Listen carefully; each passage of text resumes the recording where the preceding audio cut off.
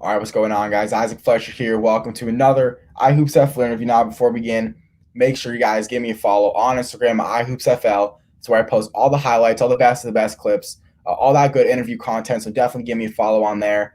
And also, make sure you guys check out my Twitter page at iHoopsRecruits. That's where I post all the articles I've written for a company down here in South Florida. So again, iHoopsFL for the interview stuff, Twitter at iHoopsRecruits for articles. But anyways, let's get right into this interview. What's going on, man? How's everything? What's going on? Your mic again. Your mic. Oh, really? All right, just hold on. Yeah, Hold on one your second. mic.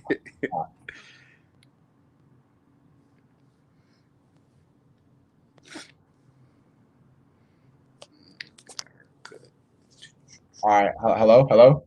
Is that all better? Same sound again. Same I thing. I mean, I don't know if you hear me like clear right now, but like I'm just letting you know this can't. I don't know. Maybe try refreshing your page because I know like I doubt it's my microphone. Okay. Try it one more time. All right. All right, I hear you.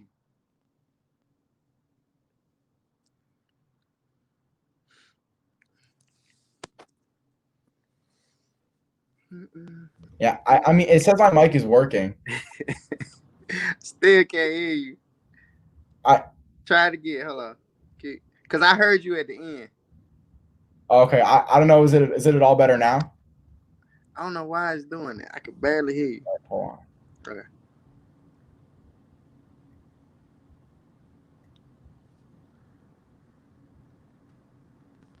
Okay.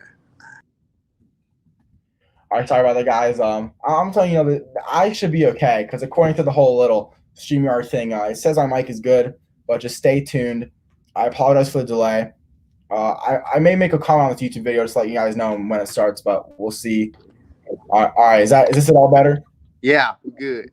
Okay, because I'm telling you, like it says on the thing, like my mic is fine. So I Okay. just wanted to Yeah, make we sure. And good. I'm actually wondering, during the virus, because there's nothing, there's no games for players to play in, at least for like the high school players and all that stuff. And college players, were home probably a little bit longer than expected. Hmm. Same with pros too. So was this like a really really busy time for you? Um, Yes, it actually was, man. Um, we with the pandemic going on, I had to train guys for the NBA draft. So, doing pre-draft for 7 months. Thank goodness it's finally over. Guys are with their teams, and college guys not being able to go to school, being able to go school early and work out, and then you had your high school guys that were getting ready for AAU basketball. So it was kind of hard for them to work out. So just being in the gym, it was a real busy time. Finally, just got some downtime now, but I'm appreciative for all of it that happened. and you mentioned those pre-draft workouts. Can you explain to us like what goes into to a pre-draft workout and what kind of separates them from any other type of workout you've done before with a player? So pre-draft is typically 2 months. Um, the typical pre-draft process is from April to June, about the start of June. So basically, what you're doing is you're getting a prospect that's getting ready for the draft, and basically you're trying to continue to do what he does well. Um, Basically, putting up a lot of reps, putting up a lot of shots, teaching them pick and rolls, the nuisance of the game, showing them film, doing different things of that nature to try to get those guys ready for NBA workouts. So when they get ready to go play, get ready to perform in front of teams, you just getting ready for those things. And some guys get to go to the NBA combine. So that's what you're basically focusing on.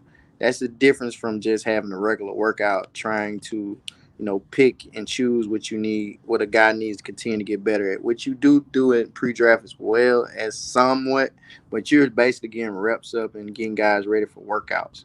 But during this year, it was different because pre-draft was 7 months. So, the draft got pushed back from June to October, then from October to November. So this year was a little different because you was able to focus on getting guys better at everything. If you had a guy that you were working with, so it was good for me for my guys because I feel like each one of those guys got better the guys that I had for pre-draft, I think they all got better throughout those 7 months. So it was a blessing. The only thing I hated was those guys didn't get to work out and play against other guys, compete against guys at different facilities to show, hey, I'm better than this guy. So that was the only downfall from this pre-draft process, but it was long and I enjoyed every bit of it. Could you explain that final part? Like, would you kind of challenge like maybe other trainers or their guy to like a 1v1 with the guy you've been working on versus the other persons, or what do you mean by that last statement? Uh Nah, not so basically what I mean is when you go to a NBA, so NBA teams are ask guys to come to workouts. You probably have about sometimes they have 3 to 4. So just for instant point guards, you'll probably NBA team will say, "Hey, we want this guy to come out work out, this guy to come out work out this." And what they'll do is they'll put them through different drills, put them through 1-on-ones, sometimes 3-on-3s, just trying to weed out, just try to see, hey, who can compete. So you'll get those. So that was the difference that a lot of guys didn't get. So I believe a lot of guys dropped in the draft because they weren't able to show NBA teams that hey, that they're better than this guy. Not just saying better, but they might bring something different to NBA team than the other guys. So only thing you were able to go by this year was film. And at the end, I say some NBA teams were allowed to come watch us work guys out, but it was more so individually, just to come watch them, perform in front of the GMs and the scouts. So that was probably the only thing that we got this pre-draft process. Definitely, and I'm sure for most NBA draft prospects, even if they're kind of like a first round draft pick like lock or something like that, I'm sure the draft days is still super stressful for players. But for you as a personal trainer, working them out, being with them through the whole process, like how scary or I guess how nerve wracking is that day for you, kind of watching like trying to see what happens from I guess the sideline perspective. It's very nerve wracking. I remember the day before the draft, the night before the draft, I really couldn't even go to sleep. It was like I was about to get drafted the next day, because you build a bond with the guys that you work with. Um, just depends on how long you've been with those guys. Of course, I had Ashton. I've been with Ashton since high school, so it was just nervous to see where he would go, and then having Jay Scrub as well, being able to work with him on these 7 months. Because you just want those guys to be able to provide for their families and be able to reach their dream of getting into the NBA. So it's not really about you as the trainer. It's more about them. But you're happy because once they get to their location and their destination that they're going to do well. So you just root for those guys. So you build a bond with them because basketball is not just training. I tell people that all the time. Like I'm more of not just a trainer. You're a mentor. You're sometimes you're a brother to some of these guys. So you're nervous as well. Like you just wait. You try to listen to you talk to the agents like when you think he's gonna get drafted, and you just wait just to see when their name called, and when their name is called or when they get a call from a team, you're happy for them. Did you say like the agents ask you questions about the players and like your projections for them? Nah, dude, you ask them because they Oh, have all the leeway. You yeah. ask them, hey, they'll ask you like how the guy's doing, while you're working them out. They'll drop in to see them work out, and then sometimes they'll just give you intel like, hey, this is what we're hearing, this is what we might be going because they let you know, hey, this team is coming to the gym to watch you work them out. Just make sure you have everything ready for the team. So you go hand in hand with the agents. They just tell you, what, because I stay in my lane. I stay in the training lane. So I just continue to do what I do up until that time when those guys get drafted, and then I'm just happy for them. Yeah, for sure. When was that first? Was this your first, NBA draft pre-workout experience, or when was that very? No, I've done it for 2 years now. So this was probably now I've done it 2 years. Um, but this year, the past 2 years I've done it. I didn't have a lot of guys didn't get drafted, so they weren't on draft boards or anything. It was just about getting them ready for workouts with teams. But this year I had draftable guys, so this was probably the first year I had like big time draftable that people knew about. So Yeah. Hold on a second. Sorry. I use my phone as like a monitor, uh-huh. and it just like, all right. I'm just making sure it's all good because it just like kind of stopped. Okay. Hold on. That's really weird. Wait. Hold on a second. I just want to make sure this is all okay. Okay. Good.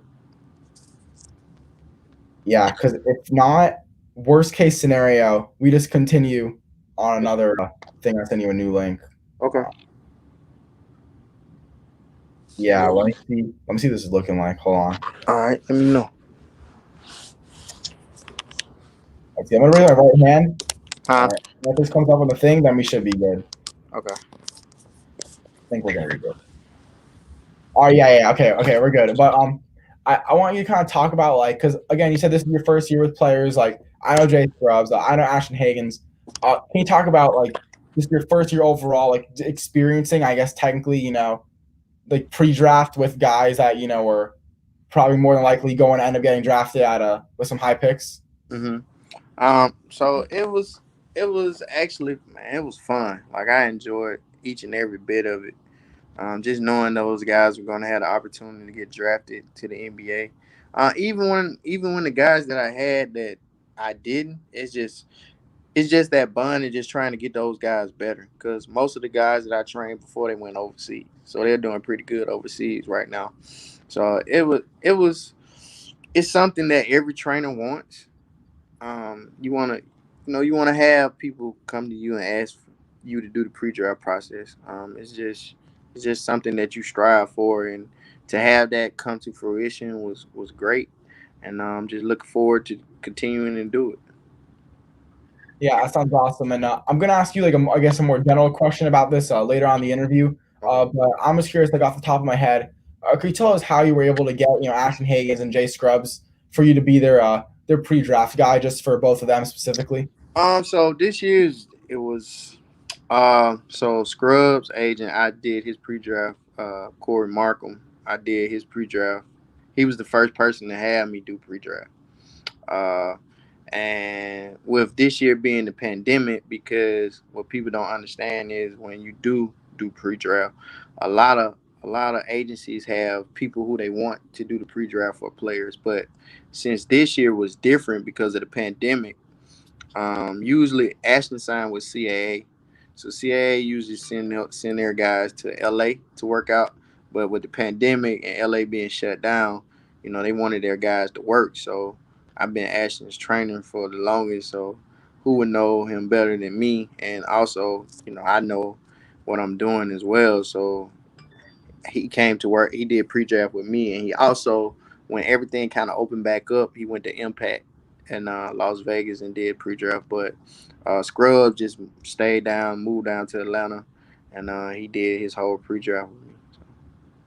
So I guess really like of course the virus is terrible, but I guess in a way like God just kind of works in your favor Mhm. with those two things almost, just based off what you said with the agencies and all that stuff. Yeah, it did. That's why I tell people this year has been, bad as far as people losing people and us going through this as a country. But I don't take anything for granted. It was good for me to be able to, say that I train guys for the draft, and and they're with their teams now, so they're in the NBA. So that's a blessing in itself, and it kind of validates you as a trainer, because people kind of they take you serious when you do things like that. So I'm blessed beyond measure. So I'm happy about that. And obviously on draft day for players, like I'm sure their phones, blowing up. Congratulations, like the teams, like Panini, like sports cars, like all that stuff. But for you as a trainer, like because now you've kind of seen the results, get put on ESPN for everyone to see. Like he was with this guy, like he was putting in my work, and I'm sure they're telling if someone asks like, oh, how'd you, how are you working for the draft? Like, oh yeah, I was with the coach Rob Allen. So obviously, like, your name probably is getting thrown around now a lot more, or even more than it was in the past. Just how much is like, I guess maybe your clientele change or like things for the future, like how much has your path changed now that you've seen guys that you train now enter the draft? It changes. I'm not gonna say it doesn't, but it just depends on if you want to be complacent or not. Uh, I mean, just because you got one or two guys in the league or three, does that mean you want to stop? No, I mean you can't be complacent. You just want to open more doors and continue to get more contacts. That's how I look at it. I take the small wins, but at the end of the day, it's not where I'm at now. Is where I want to be in the future.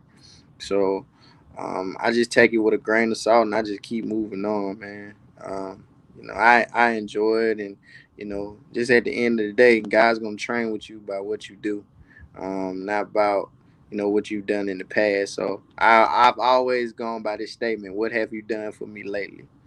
And if you haven't done anything, people won't mess with you. So I continue to get better at my craft, continue to keep studying, continue to keep making sure that I'm on top of my game like every other trainer is. So, And just out of curiosity, in terms of people, I guess, wanting to do work with you or just to do stuff with you, not like congratulations, you were able to help the guy get drafted. Like people wanting like business out of you. How much did that blow up after the draft? uh, it's even before the draft it blew up. So, it's been a journey. Just being honest with you, it's been a journey. I've been able to work out multiple NBA guys. Just because you work them out don't mean you train them. You taught them, Right. but I've had like multiple NBA dudes in the gym working out, so that's been a blessing. But just like I said, man, it's just about you getting better at your craft and you continuing to try to get to where you want to be. So um, I don't take it lightly. I'm happy, but I got to keep working. And you said something super interesting. You said like just because I've worked out with guys, I mean I train them. And I've actually heard like some rumors about some trainers. I'm not gonna throw out any names, but like I know like someone's told me like, oh, this trainer, kind of takes a lot of success away from all the other people. Like even though of course the person they put their fair share of work into and helped out, which whatever player it was, but they're almost saying like, yeah, like I'm so blessed. Like, I got this person drafted or whatever. Not even bragging, just kind of I I know guess what you're saying. making more of what it is. Like, how are you able to kind of not do that? Like, and you even you made the statement like just because I worked out them like doesn't mean that I train them completely. Hmm. So can you kind of talk about how you're able to develop that mentality for not taking too much credit? You have to. I think in this business, there's a lot of people that like to take credit for certain things. And I've never been that way. Because at the end of the day, it's about the player, not you. It's just not. Um, and me being a developer of players, you have to also respect the people that had them before you. Um, and because it's some guys that literally, like, because you got to understand, sometimes you're meeting guys at a certain point in their career. So you probably didn't have them when they first started out, and they probably came to work with you, just to learn different things. So what you try to do is, also respect the people before you, because at the end of the day, you know, even my guys that I train with, like, they're going to be in different cities, so they're going to have to train with different people. I don't matter if you say, you give me a shout out or not. Like, it doesn't matter to me because I already know. But at the end of the day, the guys that you started with, the guys that you continue to work with. And I mean, even when I train other people, like, I always try to make a relationship with the other trainer, the guy that started them. So I don't take credit. I don't try to take credit for a kid's success, because at the end of the day, it's just like school. We can study for tests, but once because we're doing the work and we're doing the test, but at the end of the day, sometimes the teacher gets the credit. But a good teacher would say, "Hey, if those kids didn't do what I asked them to do, I wouldn't have got this award, or my class wouldn't be that good." So at the end of the day, you as a trainer should not worry about what it does for you, but because at the end of the day, people are gonna know your work. The player is comfortable with saying, "Hey, he's my trainer. He's the one that helped me get to where I am." Because that's all we're doing. We're helping guys reach their goals. If you want to give me credit for that or not, that's not for me to say it, because it takes a village to make sure guys get to where they want to get. So that's just how I go. That's just my mindset when it comes to things like that. Yeah, that sounds awesome. And just something else about that mindset, because training and all that stuff, like that's like a super competitive business. Of course, a lot of things I kind of deal with sports competitive, but with like training, like specifically, obviously, like, you're kind of like a one man show. Obviously, you're not like a one man show, but you kind of are, like a one man show in a way. It's a bunch of tons of trainers out there. They all kind of got their own guys. How are you able to handle the competitiveness of that business? I think that's where a lot of people go wrong, trying to compete with others. One thing I don't compete with any other trainers, because what God's got for you is for you. So I don't worry about what somebody else is doing. I just don't. I just continue to do what I'm supposed to do because I don't think you can compare yourself to anybody. Of course, you might think, hey, I'm better than him or different things. I don't even look at it that way. I just continue to do what I do. I stay in my lane. I don't have any animosity towards any other trainer or anything. So, just like I said, what's for you is for you. Who you're training is who you're training, and I just keep it moving. It's no competition for me now. If we were playing basketball, that'd be different, but as training, I'm not competing against another trainer. Like at the end of the day, you hope that they do well, and you hope that they hope you do well at the same time. So you just continue just to do what you do and control what you can control. And obviously, you say it kind of easy, but once you, I guess, like you once you kind of get to a certain point in your career where things have kind of gone like the way you wanted to, then it's kind of easier. But at least like in the start, when you may have been struggling a little bit to maybe get this client or something like that, or just to get your name like being well respected. When there's other people out there, just kind of getting like what you want. I feel like you have to be somewhat competitive. Like, was that never at all No, you have to be competitive, but I think everybody's different. Every trainer is different. Some trainers, treat this as a competition. I don't. But at the end of the day, you gotta always be on top of your game. Because as guys continue to get notoriety, as guys continue to get better, that's when other trainers try to take those kids from you. Tell you, hey, I train this guy, train this guy. I think I can help you out. So that's why you gotta always stay on your P's and Q's. That's why you gotta always be on top of your game. Because at the end of the day, if you're not doing what you're supposed to do, guess what's gonna happen? They're gonna leave. So you have to be competitive in another way, and that's learning, like just continuing to grow your craft. So just because a guy goes to the NBA, that does not mean that guys are not going to come to him and DM him and say, hey, can you come train with us? Come train with me. I can teach you this better. So that's why I try to stay on my P's and Q's. So you can't say that. So now I've been able to come to the pinnacle now of I've trained middle school kids to high school kids to top level college guys, and now some guys going to the NBA. So now I got to continue to keep doing what I'm doing because just like I told you before, if I'm complacent and I don't study, I don't, continue to do what I'm doing, guess what? They're going to go somewhere else, and I can't be mad at nobody but myself. Definitely, and this is gonna be kind of a funny question, but you say P's and Q's, and the only reason why I know like I guess the phrase is from a Lil Uzi song, but I don't know what it means. Could you tell me what that means so I kind of know I what actually, I'm listening to?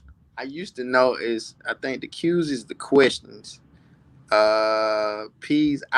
I just know it from I've always heard it when I was a young kid. I never asked that question, so it's just something I say, man. I say it like this. I stay on top of I stay on my toes. I always stay, you know. I stay stay on my toes. Like I just need to know, hey, I got to keep going. So that's basically what it is. Just staying alert. Just being alert at all times. Yeah, I feel you. And can you maybe just talk to us, like go back to the beginning, like when did you start, training basketball players, and what got you started doing it? It's funny. Like, if I told you I was be training basketball players on December, what it is, 7th, I think so, 2000, yeah. yeah, 2020, I would have told you I don't know what you're talking about. It started, to be honest, man. After I finished my basketball career, I moved to Atlanta in 2008. Um, and I started working. I had my first daughter, so I had to make sure, I made some ends meet for her, make sure she was straight. And I just wanted to give back to kids. I just thought I would just help this little AAU team. They were called the Cobb Purple Knights in Cobb County, Georgia. And the team wasn't that good. So I had a couple kids on there. They were seventh graders at the time. And it was one little kid, and he looked like he had something to him. It was a little white kid. His name was Ricky Shearman, and like he used to always stay around me. Like he was just a sponge. Like he would ask me questions and things of that nature. So one day, I was just sitting at home watching TV, and he called me, and he basically said, "Coach Rob." And actually, it's him who gave me the name Coach Rob. Actually, so that's how I ended up getting that persona. And he said, "Hey, do you mind if you train me? Would you train me?" And coming from where I come from, and back in the day, there were no basketball trainers at all, none. I come from a family of basketball players. My cousin was All American in high school, played at Auburn University, got to play in the NBA. My other cousin was a JUCO All American, played at Troy University. My dad played, my uncles played. So I come from a basketball family, so I was always around them. But I didn't have a trainer. So when he asked me that, I laughed. I really did, and he just told me, "Hey, if you do it, my dad said he'll pay you for it." So I said, "Oh, really?" So I was still working full time at the time. So I thought that would be some extra money to help my daughter, just to get her some things. And man, to be honest, like if it weren't for that kid, like I think God sent him in my life to just show me, hey, let me show you what you're good at. Because all us as basketball players, the main thing we want to do is play in the NBA. That's just if a player tell you that's not their goal, they're crazy. We all want to play in the NBA. So it's funny that now I'm getting to train NBA players. So really, I did make it, but I didn't play. But just like I said, man, if it wasn't for that kid, like God showed me what I was good at. So I trained him literally for like a year and a half by himself. It was just him. And after that, man, my barber, when I first got to Georgia, he was the one that told me to get social media. And he was best friends with Joe Johnson. Cause I remember I got in his chair. I saw it getting hack.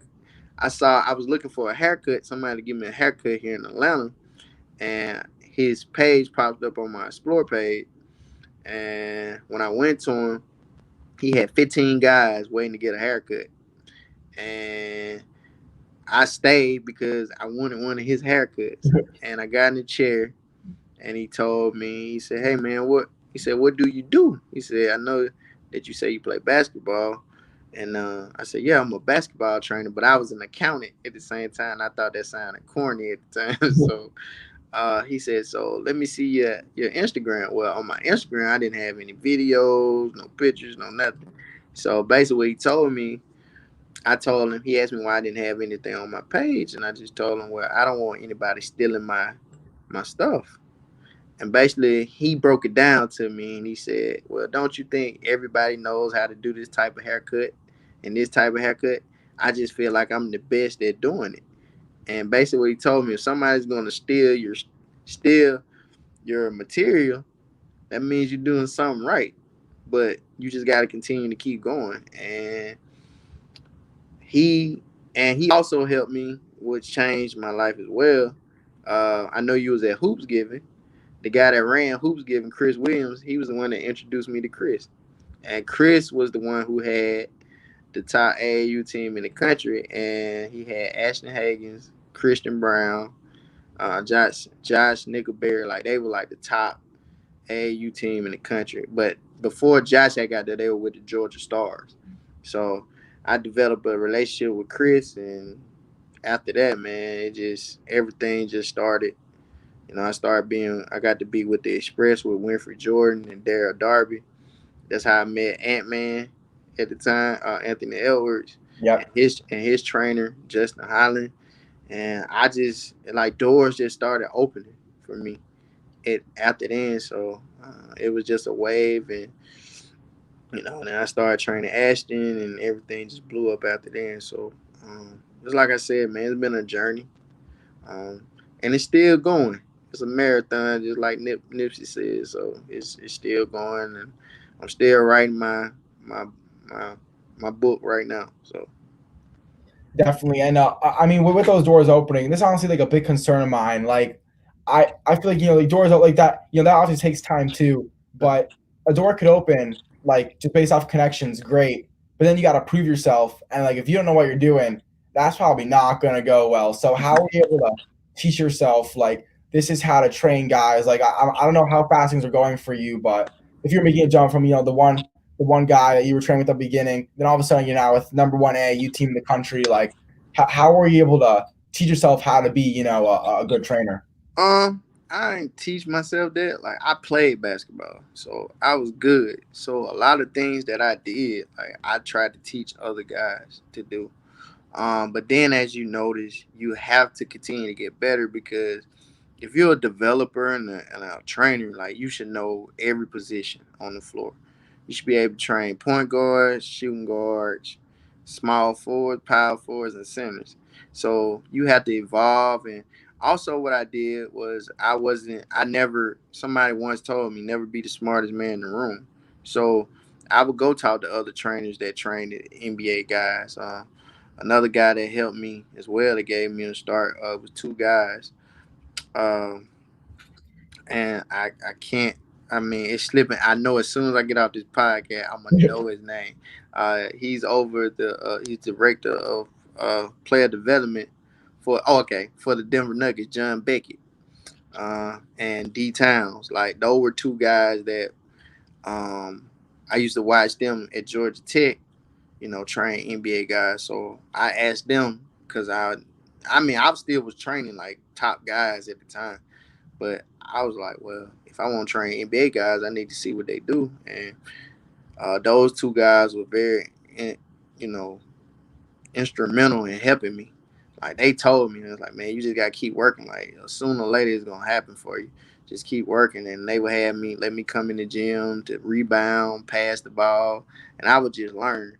So I've always liked to learn from people. I'm still learning from people now, to be honest with you. I've developed a lot of contacts now, so I'm able to go into different gyms. Like a lot of trainers that you might know of. Ola Simplis, he trains. Shay Alexander, Dara Hard, my guy down in Florida, trains Isaiah Little a lot. Man, it's just so many guys that I'm able to go to different cities and different states to talk to those guys, and even here in Atlanta, Desmond Eason, the general, he trained Jalen Brown. Got to meet Mark Edwards. It's I mean it's just and just in Atlanta, man, we have some of the Yeah. best. We have some of the best developers in the country. Like I would put Atlanta up against anybody. Just being honest with you, no disrespect to anybody, but the talent that we have coming out of here, like it's a lot of top trainers here that have helped these guys, and we're just a band of brothers, man. Like, to be honest with you. I'm just wondering, like, because I don't know if you follow Hoop MIA or no, sorry, not Hoop MIA, Miami Hoop School, Mhm. where he almost has like a whole crew, Mhm. when they do their training. So I guess is that how some like great trainers get their start? Like how you see some great coaches start off as managers in college. Is that what happens? Like some of those great trainers, were lucky enough to have the opportunity to be that defender in every like NBA workout or just be that rebounder, Mhm. then all of a sudden just kind of work your way up from there. Is that a start for some trainers? Yeah. I mean, just like I said, like guys don't want to be, and it's not even just talking to those guys. Like I talk to GMs and different teams. I talk to different player development guys. I mean, you just trying to be the best that you can be. So if you want to be the best, you got to learn from the best. And it's funny now, like I would have never thought like people hit me up to ask me questions, want to come to workouts and different things. So, I try to give them as much as I know, and I go try to soak up knowledge from somebody else. Like, if I can, I ain't gonna say hopefully, I will. I meet Phil Handy one day. Uh, who does player development for the Lakers. So it's a lot of guys that I still want to meet. Drew Halen, I want to meet him. Uh, but I've got contacts of people who know those guys. So it's it's things that you want to learn, but also a lot of things, and it's funny. Like you'll see things on the internet and social media. You'll be like, hey, I've been taught somebody that. But it's just the platform that somebody else has that they're able to do it. So I don't get jealous. I don't get mad. I just continue. I keep knowing like, okay, I know. I definitely know what I'm doing. So you just try to stay on the even keel roll and keep working. And before we continue on the interview, I just want to know because I interviewed someone a while ago. He's a GA at actually at UGA right now. And he said like he wouldn't call himself like well he's not a trainer obviously, but if he gets like if that's what he's ended up doing, he'd rather be called a player like a player development specialist or whatever. So what if I always keep calling you a trainer? Is that like do you not take offense to that? What's your preferred I title? don't take offense to it, but yeah, you do want to be called a player developer, because anybody can be a trainer today. Yeah. It's a trainer on every corner now. But a lot of guys don't develop guys. I can, you can come to a gym and work out with me and be that could be trained, but am I actually like helping your game? Like, am I helping you get better? Am I developing you? Am I telling you the right things? Am I showing you the things that's going to make you successful, or am I just giving you a workout? It's two. They're two different things. So I don't get offended by it, but that he's correct. You want to be a player developer. Also, you also want to be a coach, because sometimes you want to be able to show that you just don't just train guys. Like you're able to actually teach people sets, learn different nuances in the game, learn different terminologies. So that's why I like being called Coach Rob. So you can get a little bit of the training side and the coaching side. Yeah, that's why I wanted to ask because I mean, like you were saying trainer a little bit, so I was like, maybe I just won't ask, like, but Nah, then you I was got like, just in case, like, I don't want to keep saying it because yeah, like you even play, you say player development coach it. in, in your bio, so you kind of get that out there. And you mentioned earlier, like being a sponge. Obviously, like you were talking to people that were bigger than you in the industry. That's kind of what I'm doing now. I'm talking to a guy like you. So I'm gonna kind of be a sponge right now. I mean, I want to know if I want to get to where you're at today, just in terms of like just the skill of being a player development coach. Like, what sorts of things should I be able to do right now?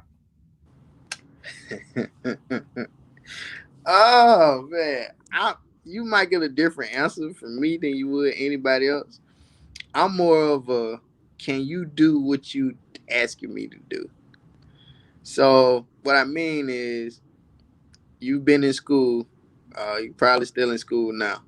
Yep. If a teacher gave you a problem, correct, and Hmm. she said solve this problem, and you can solve it, but your teacher can't solve it, would you really listen to her? Yeah, I mean, if she told me she couldn't solve it, like, well, I'm kind of like a good. I kind of follow the rules, so I probably would listen, but But like, you what? But I'm just saying, like typically you'll be like, why are you asking me yeah, yeah, something yeah, yeah. that I definitely think that. you get what I'm saying? Like, why are you Yeah. asking me something that you can't do? So, like, with like say JD, I can't dunk, never could Mhm. have dunk, but I could teach him. Okay, I could shoot a floater, I could do this. So basically, for a guy, and it's not to say that you I know a lot of times where people don't understand. A lot of these coaches that are high major Division 1 coaches, they weren't great players either. Like they weren't play. Some of them were actually managers and learned the game. Yeah, So and so that's what I do now for my school. Like, I'm already. I even before I started talking to people, I made sure I kind of got myself. So like, I knew that was a step. So, mhm. but my ninth grade year, I made sure I got that out of the way. I'm still a manager today. Um, so I kind of make sure I'm set up for that at the moment. But yeah.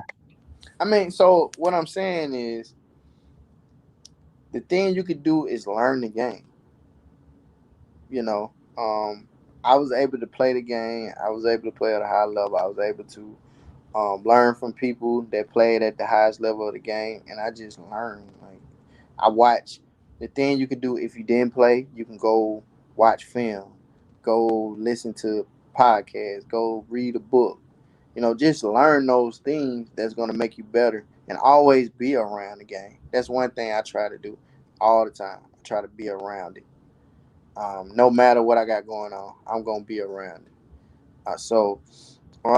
Just working on your craft, man. It's just like studying for a test. Like you just gotta study those things and be around people that, like I said, don't be the smartest man in the room. Go be around other people that will help you get to where you're trying to go. So mimic those guys.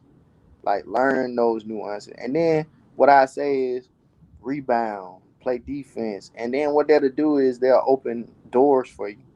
That'll open what you'll be able to do is get, because at the end of the day, there's one thing about basketball that I learned. It's the main thing is connections.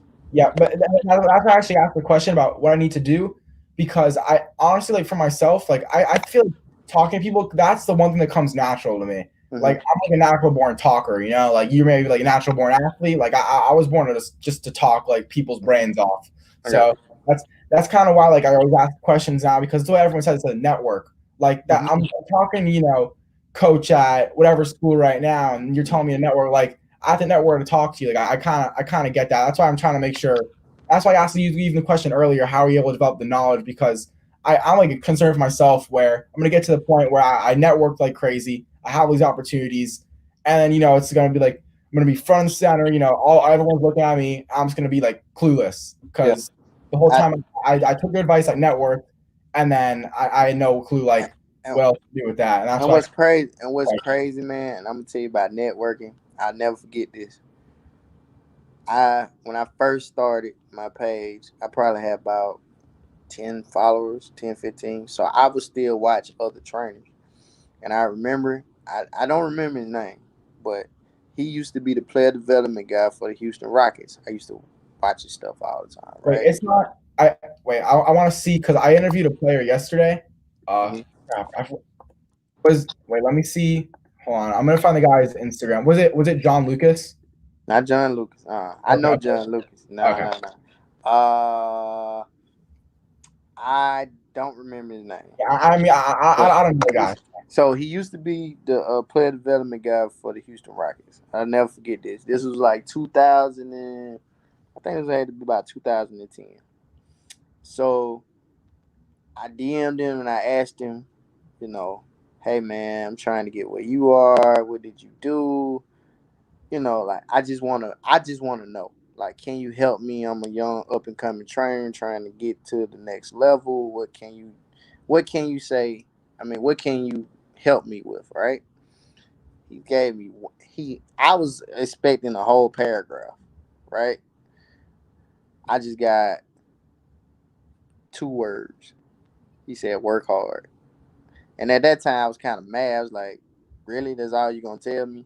But I know one day I'm gonna meet him and tell him to his face, like, really, it wasn't that actually was good for me. But now what's crazy is I can DM guys or message guys, they'll come right back and message me back.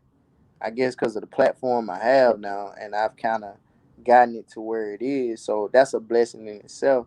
When I remember nobody would, if I asked a question, I had some guys that literally reached out to me, and that's why I try to do now. So guys who are trying to be up and coming trainers or different things, like I get a lot of messages and they ask me, hey man, and then they're surprised when I message them back. Like, yeah, I was surprised too. Like even like you, I think you ended up following me first. Like that's the thing. I even remember I'm kind of still in that phase where like I remember when I had like 100 followers, where I get that tons of no responses. Now actually it's getting a lot harder for some reason now to get responses, which I don't know how that happened, but I remember I had like at least like a month where it was somewhat easier to get players to respond back. And I was just kind of crazy, or guys that that live in my area that I was like pretty much fans of, like fanboying over these guys, like not even a year ago, and now today, like I'm like Snapchatting them and just like we're just kind of like normal friends, but guys I was fans of. It's really unbelievable, just all that in general. Yep. So, yeah, man. I all I can say is, man, just continue to network. That's the main thing in basketball. I just learned it. If you can't network and because you're gonna always need somebody to help you. So why not network? And those networks, what they do is they continue to build you, get you to where you're trying to go. Because at the same time, I want to be a network for somebody. So once I get to where I am, I want to be able to help guys that I know that are trying to be in my shoes. I want to help them to get to where I'm at. Yeah, I feel like that's something with the the up and comer social media age now, where obviously like social media like is kind of growing as well. But the also thing that's growing is like the guys that started with 0 followers, didn't know anybody, and all of a sudden it kind of grew because now again like you want to give back to what people have done for you. Like obviously when if I get to a certain point where people want to talk to me, Mhm. then like of course I'm gonna treat them the way I wanted to be treated back then, where I met guys like you or other people in the industry where they gave me a chance to pick their brains and all that stuff. And just like me seeing that and being like one of like the up and comers of the thing, like I think that's gonna be I feel like in terms of like social media networking, that's probably gonna get a lot easier for people just because a lot more people now are starting from nothing Yeah. and getting somewhere just by And just like I told you before, you'll be appreciative for the journey that you just went through. So I'm very appreciative, man. So I mean I tell you all the time, I'm appreciative for the ups, the downs. Still going through certain things, but hey, I'm still working. Yeah, for sure. And actually, I just want to bring it back to one of the more like the base stuff you were saying about like how I should learn the game. When you say like watching film, because even that's kind of like a general term. Like when I am watching film or if I'm watching a game on TV, should I be organizing? Because I'm like an organized guy. Should I organize it where maybe I'm gonna maybe focus on just picking out? Like I was reaching out to coaches and like someone was saying like look for stuff after timeouts, like how the team has to be after a timeout. Like try to be something a month when I'm watching a basketball game is focus on that, then maybe the next month is focused on like another thing. Is that kind of how you should maybe watch film and games, or what? Yeah. So How you so watch when you're film and stuff? developing guys, especially, you try to watch every nuance because what a lot of guys don't understand is when they go to college or the NBA, you're getting scouted a lot. So you have somebody that's on that staff to run all your plays to see what you do well, and we're seeing that as a team. So you're trying to let guys know, especially in college, because you have different sets. So you're trying to put them in the right sets, and you're trying to like let them know, hey, this is what I see you doing wrong. Like so, when I'm developing guys, when I'm certain guys that I'm looking at, like I'm looking at their offense, like even this summer, like a lot of guys that I work with, college guys, like Davon, Eric Gaines, KD Johnson, like those guys that are in it, Tyron Lawrence that are in the SEC right now. You try to look at their actual, what they run. So when they get there, it's not because it's gonna be a learning curve regardless of where you go to school. Being a freshman, it's gonna be recurring. So try to show them like different things of how people like the position that they're in now. Somebody was in that position before they got there. So you're trying to show them different nuances. So me, as a just not a trainer, but a player and a coach as well, I'm looking at everything. I'm looking at out of bounds plays. I'm looking at how they're icing screens. I'm looking at, just different nuances throughout the offenses. In the NBA, you're looking at, what spot can my guy get to? Like, you're just showing them, hey, if they hedge a screen, you can split this. They're icing because a lot of times, even in college now, everybody ice ball screens. So you're trying to teach them how to come off of. I know this might sound like technical right now, like so it's. I just try to look at everything in the game. Try to see out of timeout plays. Try to see what kind of defense they're running. It's just so many things that you can watch, and I think the best tool in the world is synergy. Because synergy will show you everything. Yeah, don't you have to like pay for an account for that? You do, but it's ways of getting. I got ways where I could just, I Yeah, get somebody password or, somebody username. So, synergy is one of the best things you are able to show guys. So, because once they get to college, man, they know they're watching film all the time. So, you just want to be a student of that as well. and once you because unless maybe like once you get older, like your brain just gets bigger and is able to remember more things. Like I don't know if that's how it works, but I feel like if I was just training one guy only, like I'd be able to watch their film, like pick out everything about them. But if I'm doing it, for a job like yourself, where it's not just one guy. It's, you know, at least maybe 10 guys or more where you're probably doing that for. Like, how are you able to remember everything for each guy? Like, do you maybe have a notepad? Like, how are you able to contain all that information? Yeah, you have I got I write it down in my phone. Like I have the notes on my phone, so I write it down. Also, man, I had good memory. I played point guard in school, so I mean, and I was a 4.0 student with a I got my degree in accounting. So Yeah, my best asset is memory. So I'm good at remembering things. So it's actually not hard because you don't work, and it just depends. Like you don't work the guys out together sometimes. It just depends on what you're working on that day. Like we doing like coming off some ball screens that day.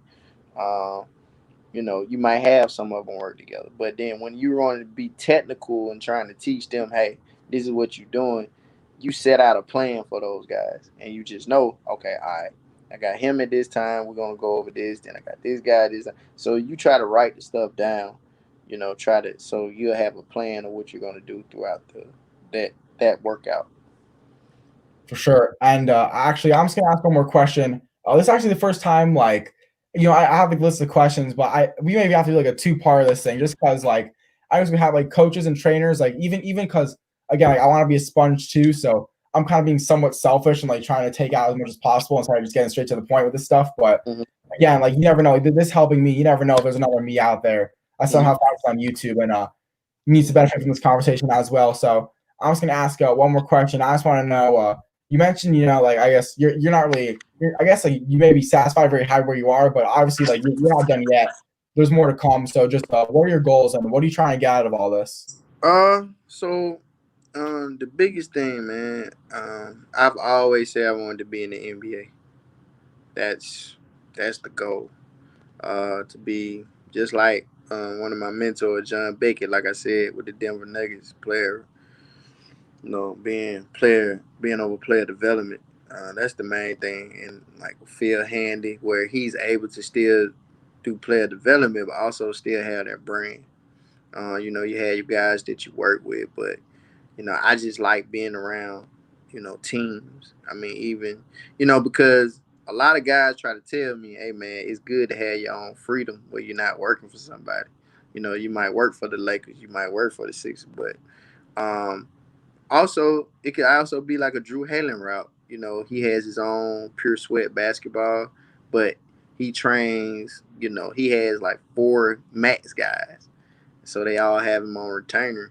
And he's training those guys, flying out to the cities, just being there, showing them what they're doing wrong, trying to help them, because they're learning from their coaches as well, but they get another adage from us as well. So those are the two priorities that I want to be at. But the main goal for me is I want to get to the NBA. Like I want to see it.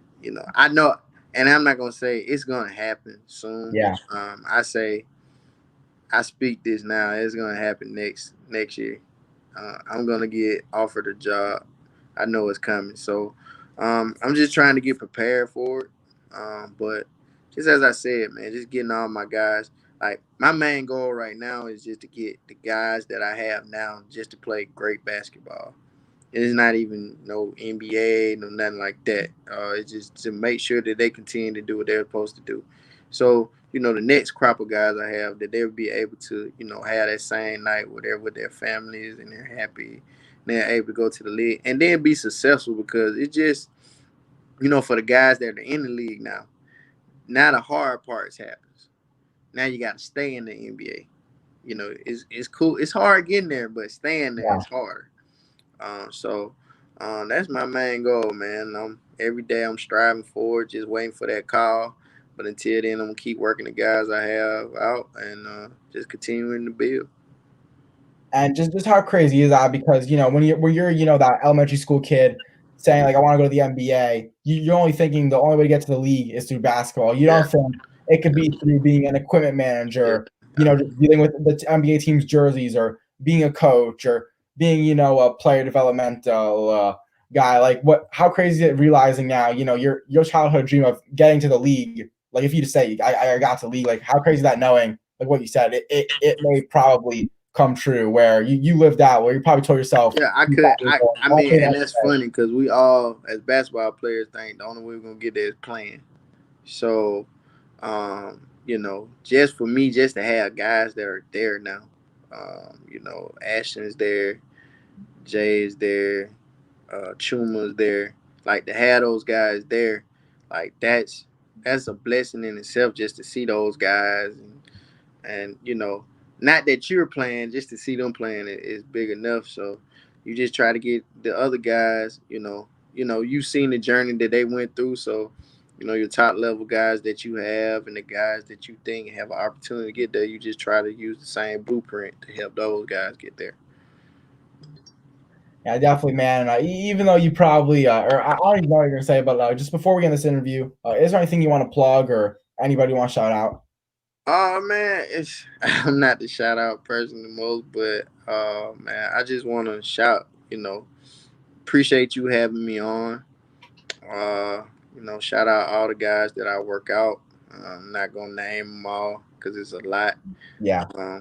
But I appreciate those guys for even letting me and their parents and their family members for even letting me be a part of their journeys. But nah, man, I shout God out, man, because I wouldn't be here if it wasn't for Him. So it's just about me keeping moving forward and trying to, not trying, but get my journey to where it needs to be. So one day I'll be able to say, hey, I mean, you can do it too. So that's basically it, man. Yeah, definitely, man. Always got to shout God out. And yeah, I really, really, really appreciate you coming on. Obviously, again, like we basically didn't even answer like any of the questions. This is, but when you're talking to coaches like this, like the conversations, they go on for hours when it's, it's you want to share the knowledge, like we want to take it in, like those things can never end. We probably could have made this thing like 3 hours if I. Yeah. It's cool, man. I'm a talkative person, so it's cool, man. Yeah, I really appreciate it. Well, anyways, even though it's not going to help, I say in every interview, I'll make sure you guys give us a follow on Instagram at coach_Rob10 and at iHoopsFL. And anyways, for player developmental coach Rob Allen, I'm Isaac Fleischer, and this has been another iHoopsFL interview. Peace out, guys.